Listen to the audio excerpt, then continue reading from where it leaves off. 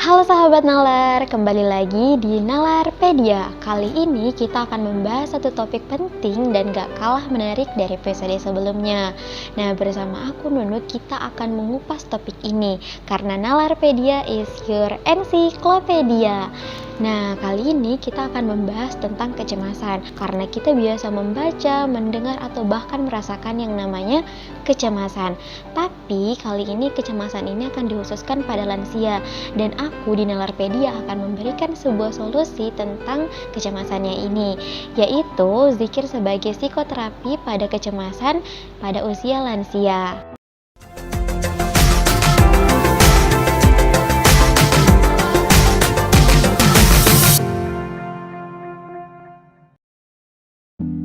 Tapi sebelum itu jangan lupa untuk follow sosial media LPM Penalaran UNM dan jangan lupa juga untuk klik tombol like, share, dan komen. Jangan lupa untuk subscribe dan aktifin belnya agar kamu tidak ketinggalan notifikasi terbaru dari kami. Kali ini kita akan membahas tentang gangguan kecemasan. Nah, siapa yang pernah mengalami kecemasan? Seseorang yang mengalami kecemasan normal nggak sih? Atau bahkan kalian adalah salah satu di antara sekian banyaknya pengamat kecemasan? Yap, benar sekali pengamat kecemasan. Jika kalian salah satu di antaranya, pasti kalian menyebutkan satu objek, yakni seorang lansia. Kenapa sih para lansia suka banget cemas, suka banget paranoid? Nah, contohnya nih, misal, Kak, nenek aku tuh paranoid banget. Masa jalan sama teman ke Malino aja sampai dikepoin segala hal. Dikatain gak usah jalan, nanti bakalan ini, nanti bakalan itu. Pokoknya nanti dan bla bla bla bla bla. Pokoknya banyak banget yang anehnya gak aku suka.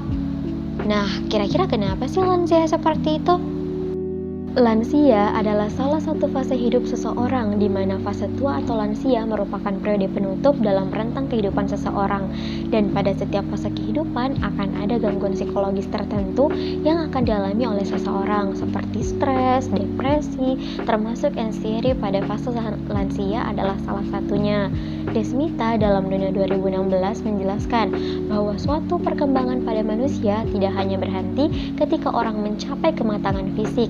Sebaliknya, perkembangan merupakan proses berkesinambungan mulai dari masa konsepsi berlanjut ke masa sesudah lahir, masa bayi, anak-anak, remaja, dewasa hingga menjadi tua.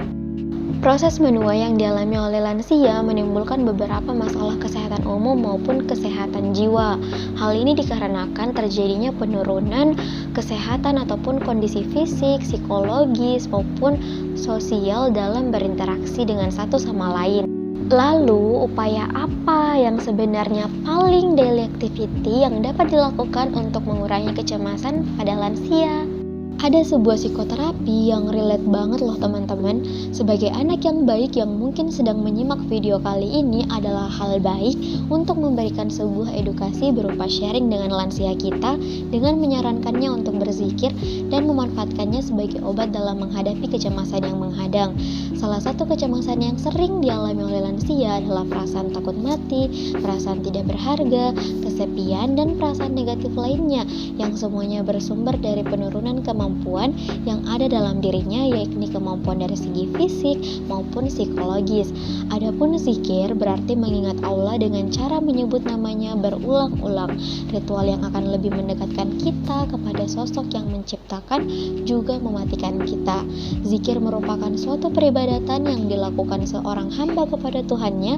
Dalam artian, zikir di sini bisa berupa bentuk ibadah sholat, puasa, zakat, maupun haji, begitu pula dengan mengaji. Dalam beberapa psikoterapi Islam yang pernah dilakukan, zikir diyakini sebagai salah satu terapi yang mampu menumbuhkan rasa aman, tentram, dan ketenangan yang mendalam sebagai anugerah dari Allah. Dalam surah Ar-Ra'd ayat 28 telah disebutkan bahwa Allah menciptakan rasa tenang melalui mengingatnya atau zikrullah.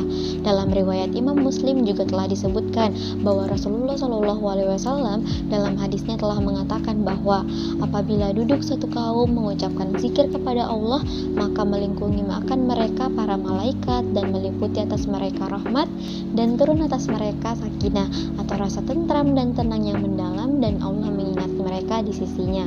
Secara psikologis, efek dari zikir yang terjadi dalam dimensi alam bawah sadar akan menumbuhkan penghayatan akan kehadiran Allah yang senantiasa hadir dalam diri manusia dalam kondisi apapun.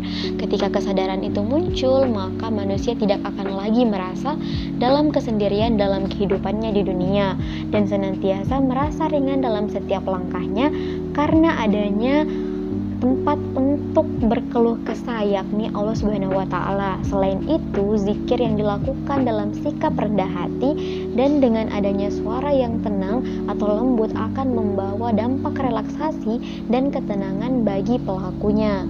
Dipandang dari sudut kesehatan jiwa, zikir mengandung unsur psikoterapeutik yang mendalam.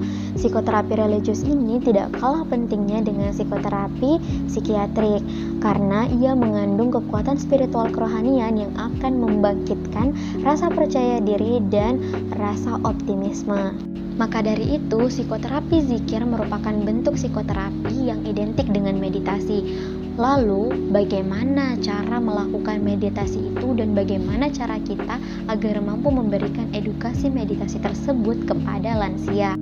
Jadi ada beberapa cara nih teman-teman yang dapat kita lakukan sesuai dengan apa yang aku rujuk pada Daimul di tahun 2017. Jadi, Daimul pada tahun 2017 menyebutkan bahwa pertama, pendahuluan-pendahuluan mencakup hal-hal menyudutkan hidup seseorang hingga saat memulai praktik meditasi, seperti halnya masalah pribadi yang membuat orang berhenti untuk melakukan perubahan yang positif dan masalah terus terpikirkan.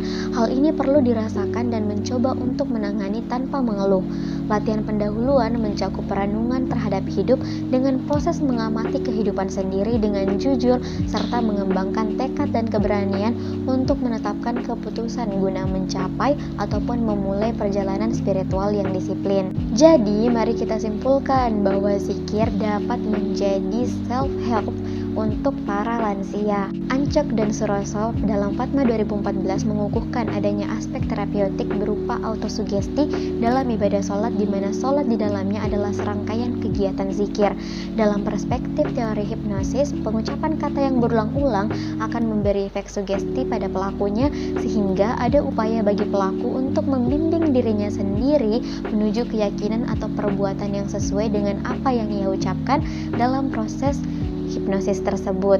Artinya, ketika seseorang mengucapkan kata yang baik dalam doa atau mengucapkan kajian ataupun kalimat pujian kepada Allah dalam kegiatan zikirnya, maka akan mensugesti dirinya untuk merealisasikan apa yang ia ucapkan tersebut kepada keyakinannya ataupun perbuatannya sehingga melahirkan harapan yang positif atau optimisme yang tinggi. Jadi, sekian episode Nalarpedia kita kali ini. Sampai jumpa di episode selanjutnya untuk membahas hal-hal menarik dan gak kalah penting lagi. See you in the next video.